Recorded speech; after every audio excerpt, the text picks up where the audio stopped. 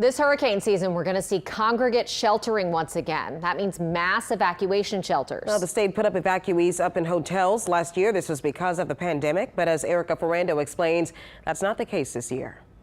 Yeah, I'm just sanding this down. Outside his Raceland home, Get ready to paint. Ronnie Tabor is finishing up some outdoor projects before a tropical system potentially heads his way. My wife works at Walmart, and she says they're busy as can be. People are running in, picking up everything they can.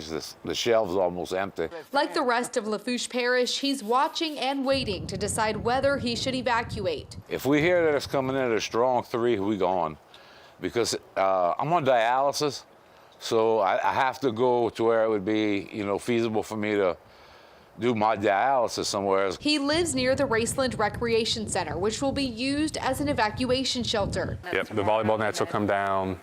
Everything that's kind of out, tables and chairs will be picked up. Lafourche Parish President Archie Chasson says the state will use mass shelter sites this hurricane season. Last year, the state funded hotel stays for evacuees to keep people separate due to COVID. But we've gone back to strictly congregate sheltering because of the tremendous cost to put people in a hotel, and then the repair cost after that, as people tend to somewhat mess up some hotel rooms. Chasson says they haven't issued evacuation orders yet, but people should be preparing now for that possibility, especially if they live outside the floodgates. We typically have a few families that come from below the floodgates, and typically with a storm like this, we'll also call a mandatory evacuation for anybody in a mobile home. He reminds residents if they do stay at an evacuation shelter, masks are required. They will conduct temperature checks and space people out.